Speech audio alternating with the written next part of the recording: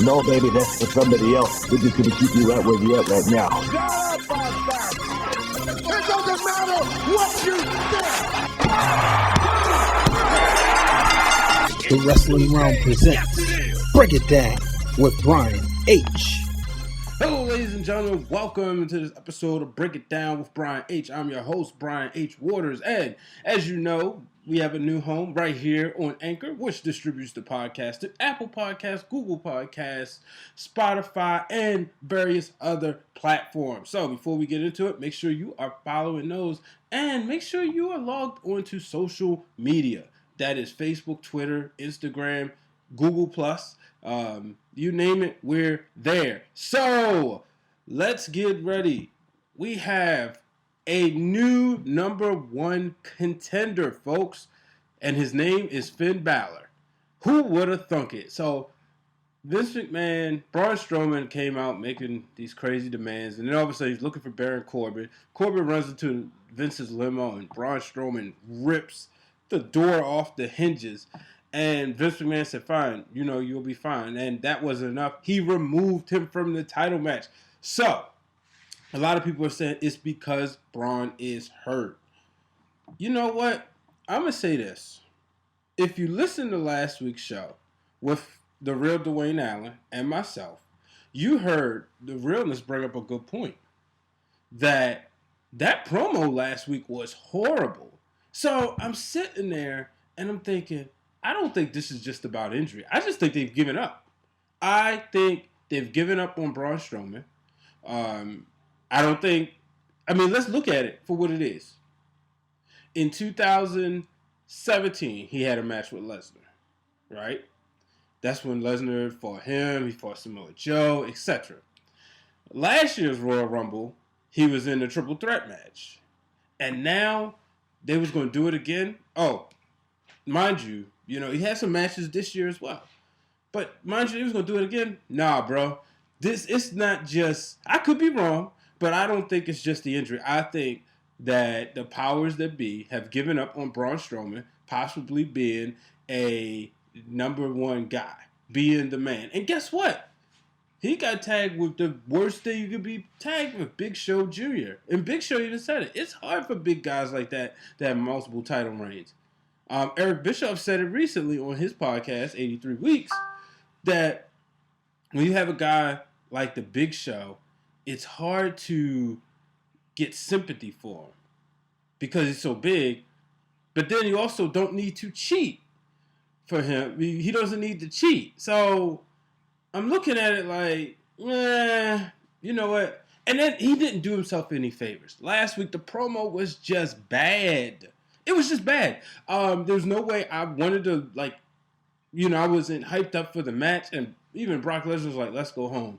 So that's where I'm with that. Fast forward, Vince McMahon declared to be a new number one contender. John Cena comes out there and said, ruthless aggression. He reminded Vince when Rock, when Austin, when you could even say Foley, when they all went home, dare say Kurt Angle, all these guys left. Triple H was there, but let's be real, folks. Triple H can't carry a company.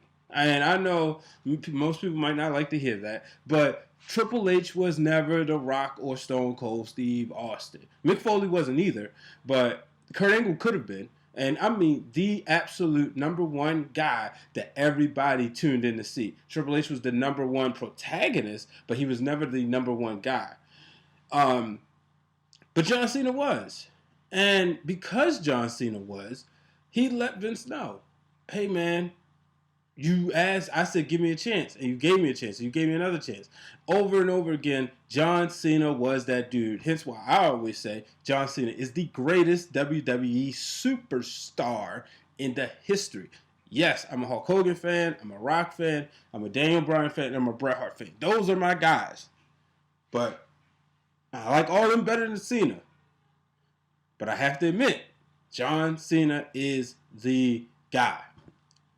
So I sit there and I'm like, look, man, it's a reason that they, put John Cena in a match.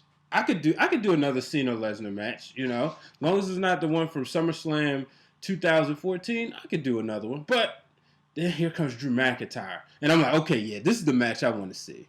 Of course, then here comes Baron Corbin, and I'm wondering why Corbin, why? But then here comes Finn Balor, and he said it, Vince, you didn't believe in me, you know, and I'm the first Universal Champion. Finn Balor never really got back to that point where he was. And it sucks that he got hurt. Yeah, Kevin Owens is one of my favorites. So I was happy that Owens got his opportunity. But it really sucked that he never got back to that. So nonetheless, we see Finn Balor. We see the matches, you know. We get the match set up. It's going to be, you know, all these guys are going to fight it out. Who's going to win? Well, Jinder Mahal wants to get in business. Because after all, he still wants that match with Brock Lesnar that he never got at Survivor Series 2017, right? Well, Vince said, fine, pick opponent. Of course he picks Finn Balor. He loses. Finn Balor ends up becoming the number one contender, and the people loved it. And he got the John Cena, you know, solidified him. So this is going to be interesting. Is Balor going to defeat Lesnar? No, but how cool would it be if he actually did? Now I see people say Balor needs to not, you know, people like playing the Booker, and it's cool.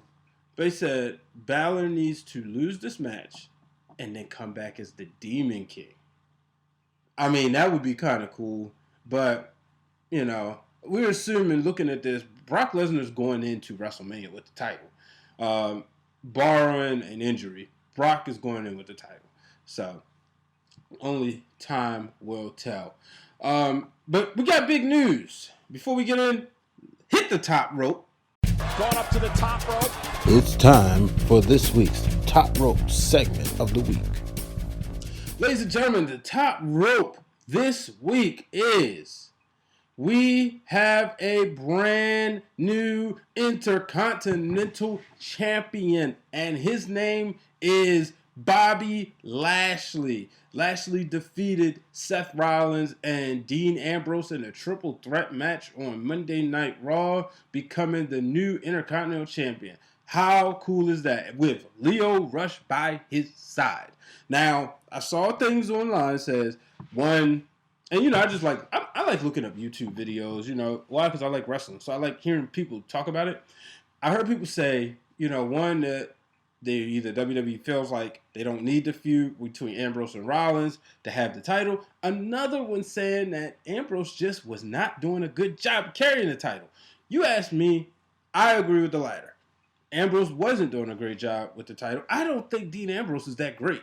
I thought coming in as the Shield he would have been, but there's no doubt about it. In my opinion, he is the number 3 member.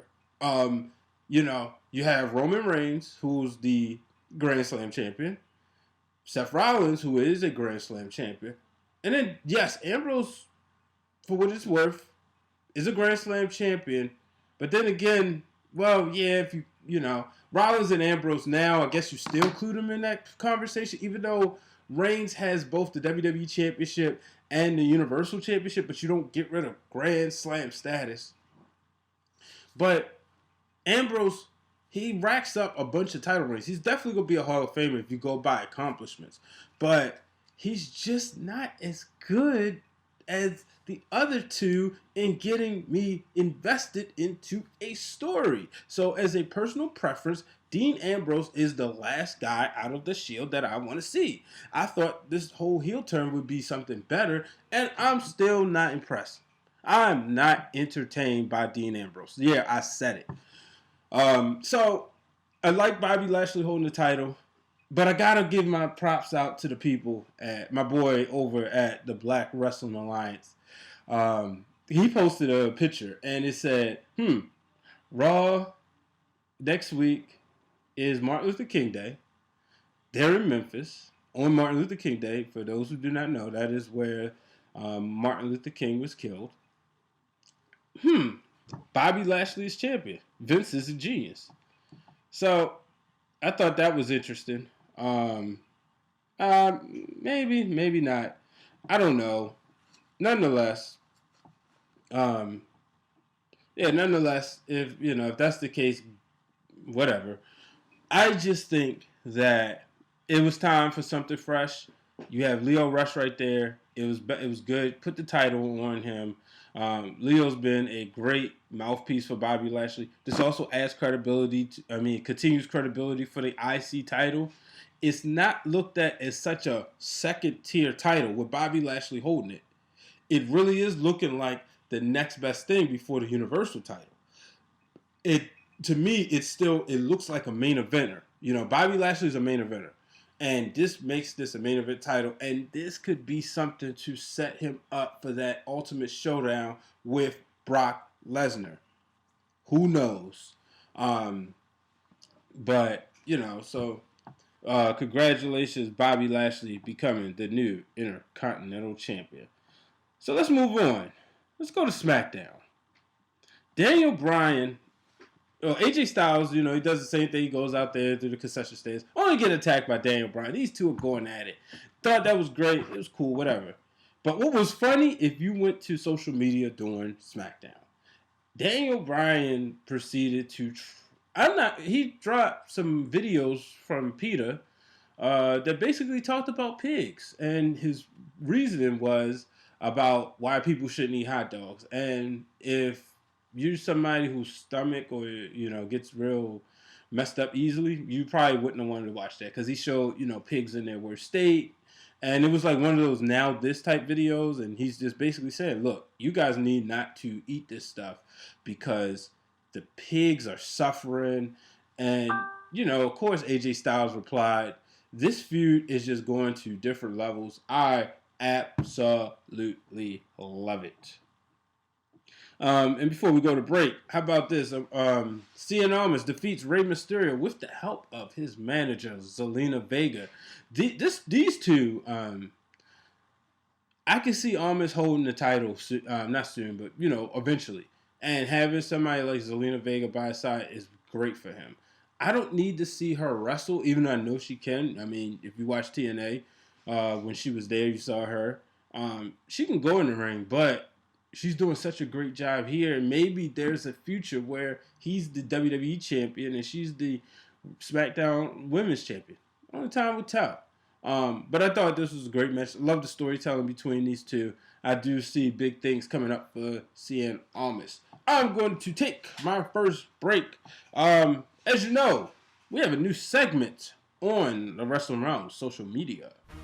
The Wrestling Realm presents Realness Reacts, where I, the real Dwayne Allen, will react to a number of different things in the world of professional wrestling. I have something to say all the time anyway, so hey, why not? Exclusively on Instagram. And I'm back, ladies and gentlemen. That is your real Dwayne Allen. Yes! Make sure you check out Realness Reacts. Talked about AEW last week. He has a part 1 and part 2, and he just dropped on something that we're getting ready to talk about, and that is his thoughts on the new Women's Tag Team Championship titles. So, let's get right into it. On a moment of bliss, they announced that there will be new Women's Tag Team Championship titles. The titles were revealed. I like the way they look. I can't wait for you guys. I'm not going to tell you what he said, because you need go on Instagram.com/WrestlingRealm and check out what the real Dwayne Allen says. As you know, he's a belt guy. We're both belt guys. He really will, when a new belt is unveiled, and I'm calling it a belt, or maybe you want to call it a championship. When a new title is unveiled, he's the first person I hit up. When MCW Pro Wrestling, formerly known as Maryland Championship Wrestling, revealed their new world title. Bam! Yo, realness. What you think about this? Maybe we'll do a show on titles, just title designs. We did do one on the Intercontinental Championship years ago, and the design of the title. But maybe we'll just do on our whole titles. But nonetheless, I like the way the titles look. When I first saw it, I think what sucked was that we didn't get that pop, and it's different because when you unveil titles, it's different. When they unveiled to the women's title at WrestleMania 32, we got a pop for it. But I remember when The Rock unveiled the new WWE Championship, it was like, I don't remember it being like a huge, like, oh my gosh, you know. But it was definitely, shout out to Mo Eaton because he definitely brought it to my attention. You know, it was no pop for that title. But I like him. I think it's going to take a while to grow on people. I'm just glad they do not look like the women's version of the male tag team titles. Thank you, WWE, for doing something right. But nonetheless, I don't even want to talk about that segment just because it was bad. But I do want to bring up something. So I saw a lot of outrage on the internet. Before Alexa Bliss came out, she was in the back getting changed, getting her outfit together. Guy knocks on the door. And, you know, he walks in, barges in prematurely. And, you know, she's covering her shirt. So I see people saying, oh, we're talking about women's revolution, but yet you guys still doing stuff you did in the Attitude Era. Grow up. Stop complaining. It's normal. I mean, we would have seen this with Shawn Michaels. Anybody. Like, it's just normal. It was an accident. It's something that can happen regardless to what climate we're in. You barge in the door before you should. There's a woman standing there with her shirt off. She's going to cover herself. That is by no means degrading to Alexa Bliss. Okay? Cut it out. Then people are complaining, which I'm about to get right into, this Mandy Rose situation. You know, Mandy Rose and how she's been walking around with towels and stuff and teasing, you know, clearly flaunting her body. It's kind of no secret that she's attractive, and that she knows she's attractive.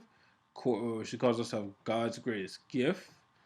So it's kind of normal that she would be flaunting her assets. So I don't understand why people are complaining. But nonetheless, this almost ended up in the Tapped Out this week. She sends a note to Jimmy and Uso while him and his brother Jay are doing their Royal Rumble photo shoot.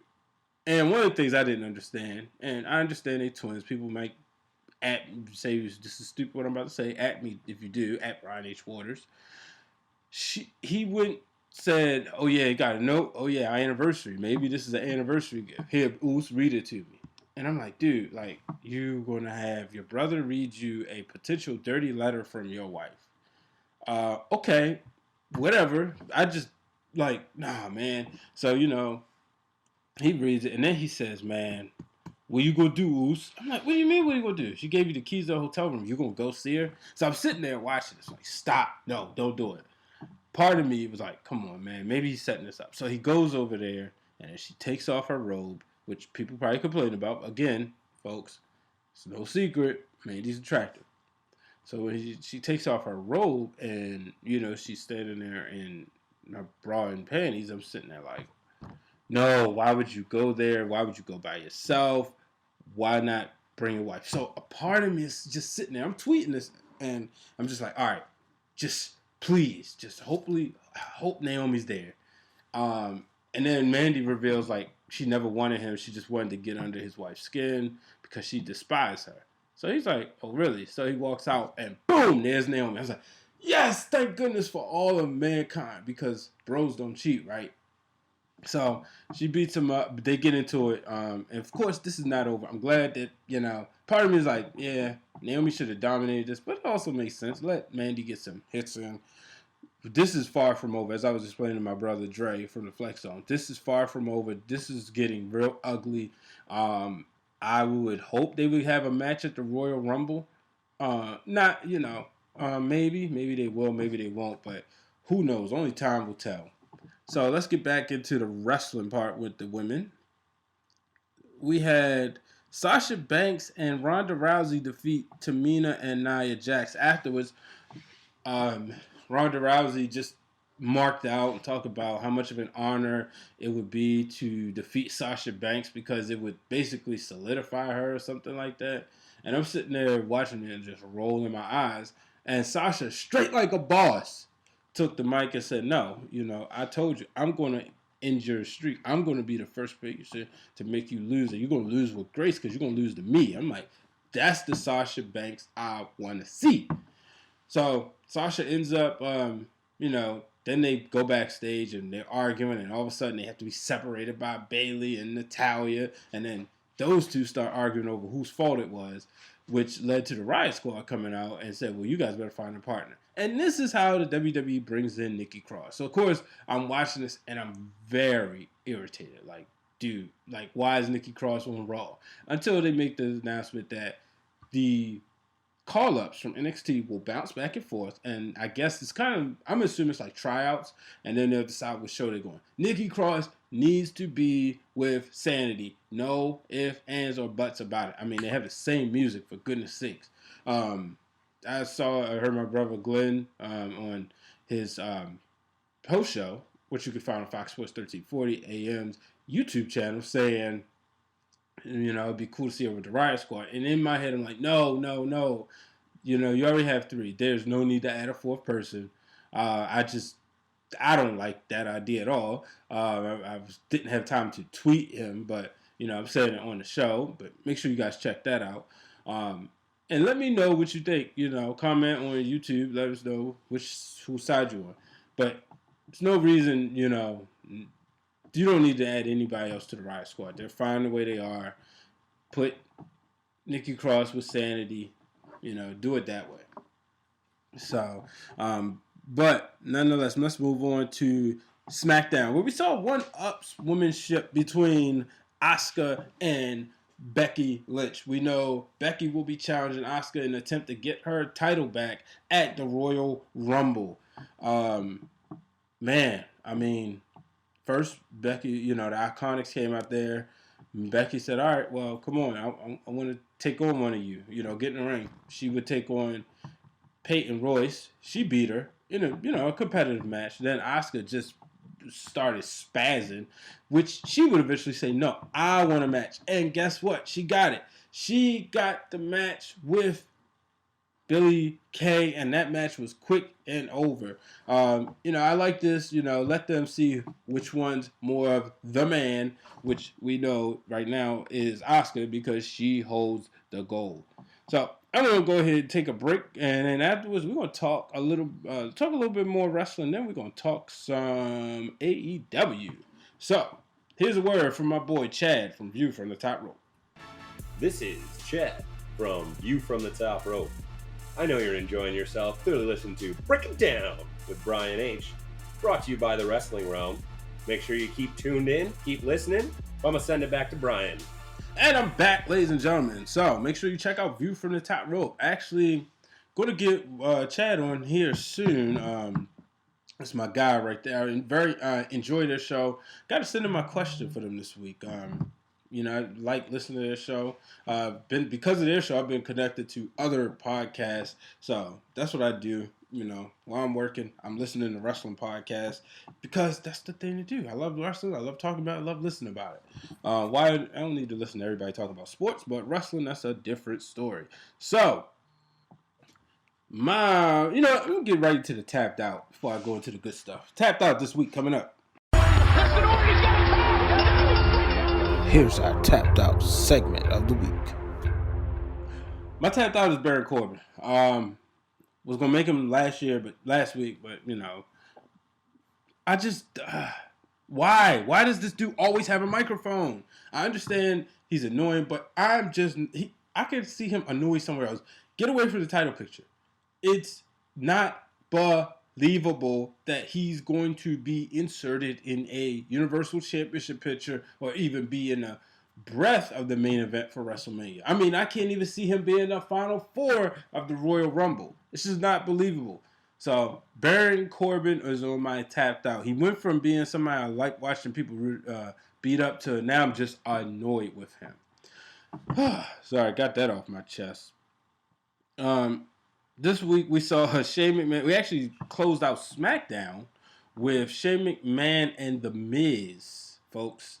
Celebrating today's Tuesday's Shane McMahon's birthday. So therefore The Miz had a big birthday celebration, and then the bar came out to interrupt, and you know how that went, and that would lead to the Miz being put in an impromptu match with Sheamus. I think it was Sheamus, which he won. And then afterwards, we saw the coast to coast with Shane McMahon, with Sheamus holding the cake.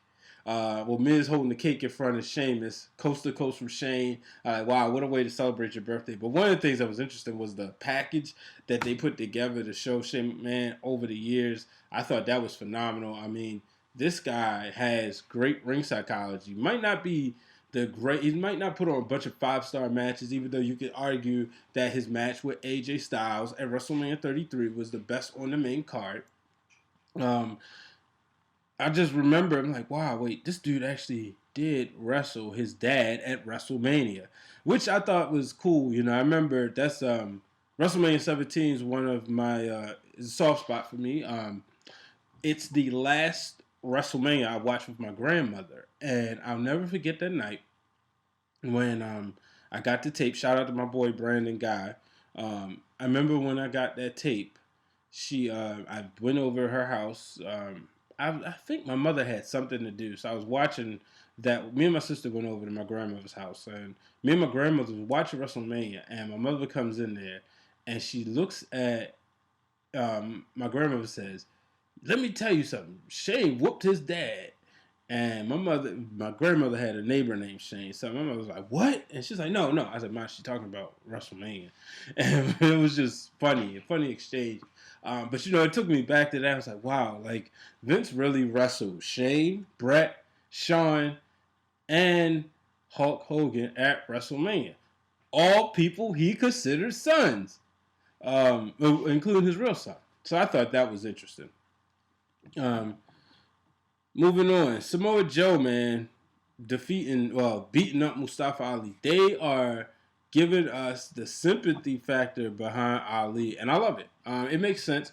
This guy has babyface 101 written all over him. He's the guy that people will ultimately, I can see people screaming for him, see him want kids to sign his autograph, women want to take pictures with him. Yes, we know he's married, which is great.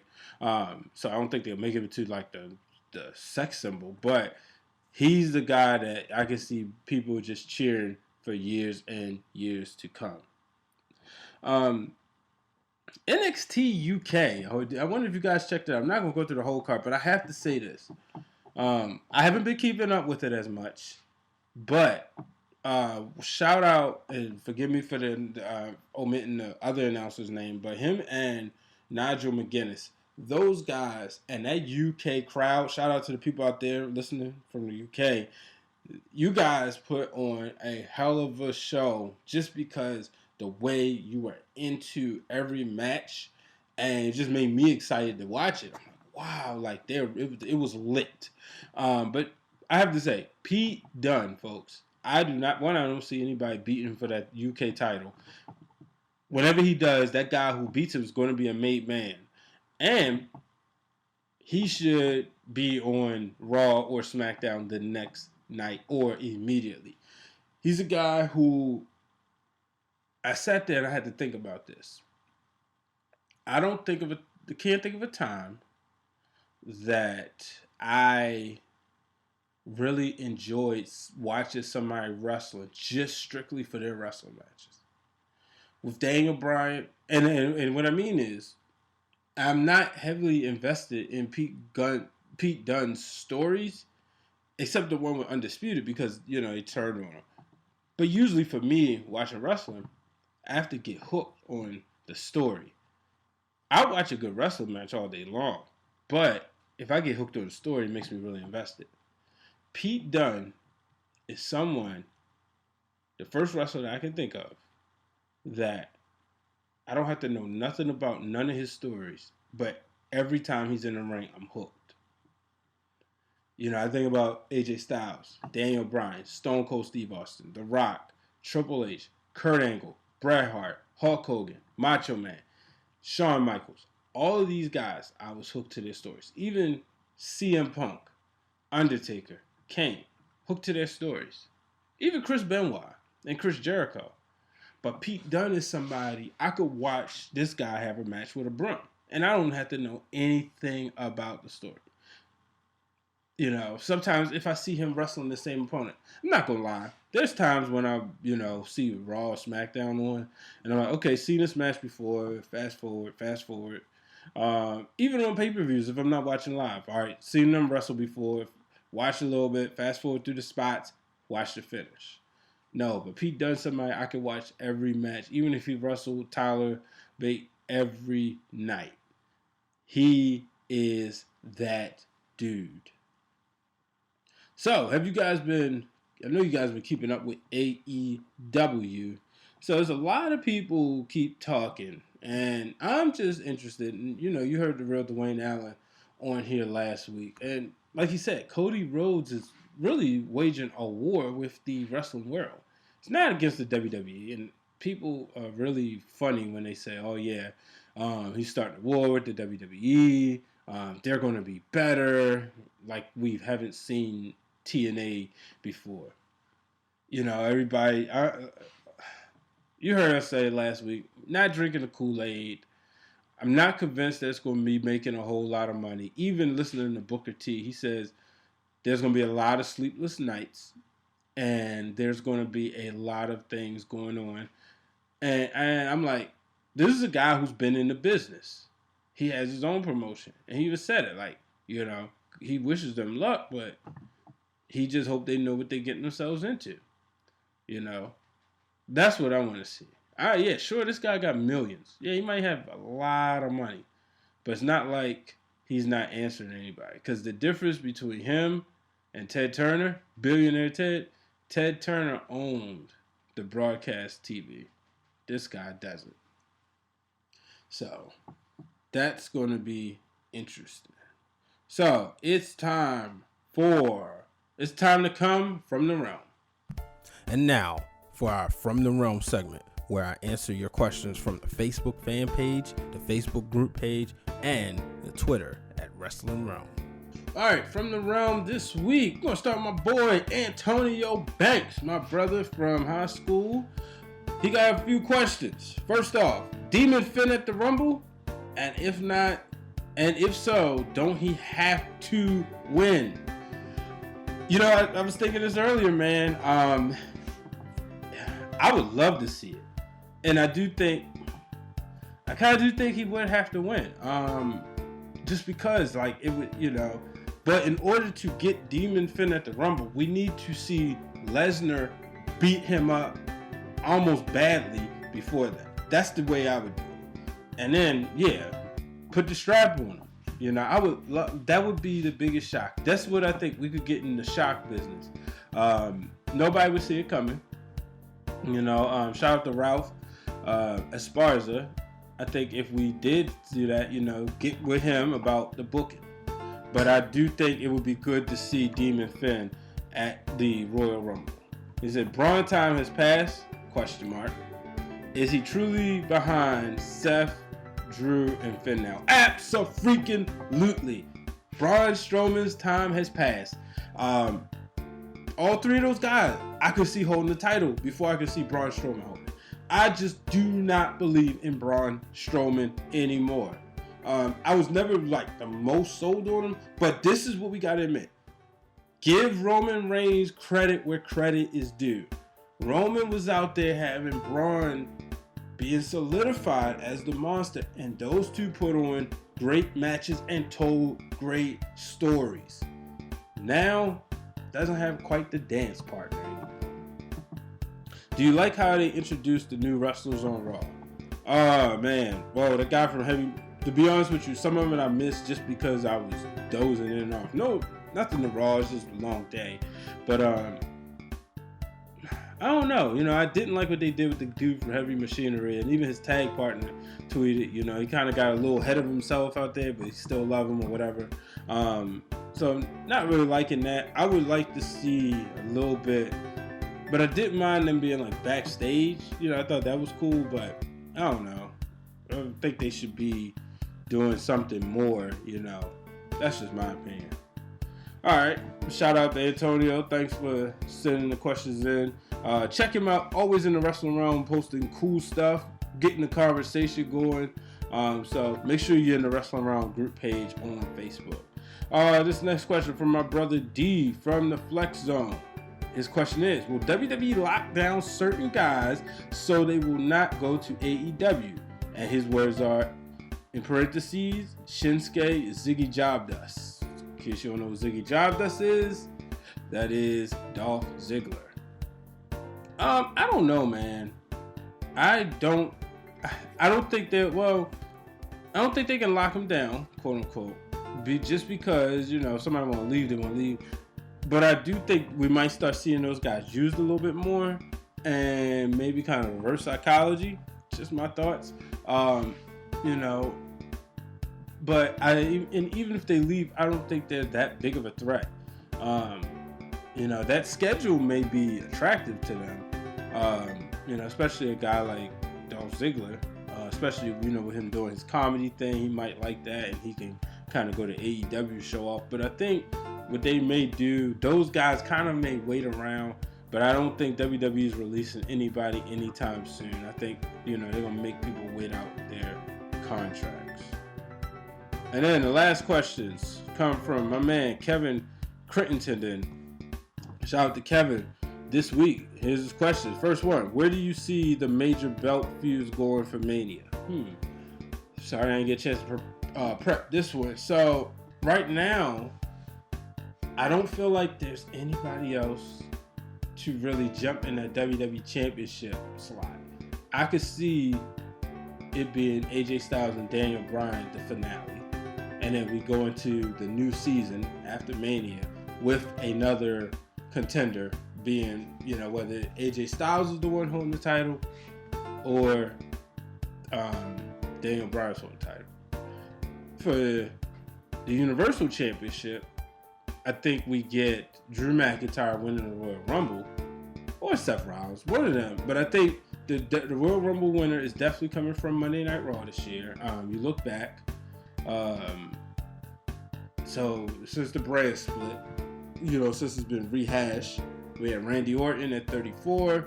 33, Shinsuke at 34. And I know last year I said they would probably alternate. Before that, if you go to, WrestleMania 29, you had John Cena, who was on Monday. No, it was merged. What was it? You had John Cena, who was on Monday Night Raw. WrestleMania 28, you had Monday Night Raw, because you had Chris Jericho. WrestleMania 27, you had Del Rio. So that was SmackDown. So I do think it's Raw's time to get that Royal Rumble winner. As far as the Intercontinental title, that's too soon. Just because I don't know what's going on. Like, where do you? Actually, I do. Kevin Owens tweeted a photo of him with the Intercontinental Championship. I could see the match, especially since it was Bobby Lashley who put out Kevin Owens. I could see it being Bobby Lashley versus Kevin Owens at WrestleMania. I could see Kevin Owens returning, costing Lashley the match, or perhaps just returning to the Royal Rumble and just not being successful. SmackDown is tough. The U.S. title is always, kind of treated like the stepchild league. So I'm not even sure how that's going to play out. I can see that being a multi-person match. As far as the women's title, for the Raw women's title, I see Ronda Rousey and Becky Lynch somehow. Don't know how you get there. For the SmackDown women's title, I see Charlotte and Asuka too. But then again, do you really have Charlotte beat Asuka 2 years in a row? That's another question. So that's where I see it. I don't really see much for the tag team titles, unfortunately. Just, and then the women's tag titles, I could see it being Naomi and Tamina versus Sasha and Bayley. Or the Iconics versus Sasha and Bayley. I think that would be the better matchup, to be honest with you. I think that would draw money. That would get the people intrigued. Just because you have the similar styles. His next question. Did you enjoy Raw? Did you enjoy how Raw seamlessly flowed from segment to segment last night? And they brought back picture in picture to show us what's happening in the back. Yeah, I like that. And I just think that's better. Just like, it's not, I can't say it's not hard because obviously, I mean, I've been watching for 32 years, but I haven't been booking. But I think the simple stuff that worked before you can do again. That's what makes SmackDown. So, yeah, I agree. Does Vince use Lars Sullivan as muscle to protect him from Braun? I think that would work. That would be actually great. Good idea right there. Especially Lars Sullivan. You know, I don't see him being somebody who's going to be drawing a lot of money. But, you know, he's, you know, people say replacement to Kane. But I think, yeah, being a muscle man to protect him, that would be great. Kind of like what Tess was, the hired gun. And what was the best way to introduce Otis? Was that the best way to introduce Otis as a bumbling idiot a la Festus? What did you think of the rest of the debuts? Yeah, I said that earlier. I just didn't understand that. Thought that was crazy. You know, but I do like how they had him backstage. You know, I like how they had Lacey Evans. So we're gonna see. But ladies and gentlemen, that will be it. Make sure you stay tuned to the Wrestling Realm on social media where you can get Wrestling for the Culture. You can get Realness Reacts. You can get, you know, Break It Down with Brian H. And make sure you're on our YouTube channel. We have some content there from, you know, 2011, 2012. Some timeless material. You want to see how the real Dwayne Allen and I thought about bounties in professional wrestling. We even got a segment called Gimme the Book, where we talk about, we rebook some of the things that happened, you know. We didn't like how WCW booked Bret Hart, so the real Dwayne Allen did it again himself. I didn't like the fact that WrestleMania 2000 was a fatal 4-way match, so I rebooked it. So make sure you check that out. And guess what? If you're an NWO fan like we are, make sure you check out as we pay homage to them with our paid promotion. So follow me at Brian H. Waters. Follow Wrestling Realm at Wrestling Realm. And until the next time, folks, so long, everybody.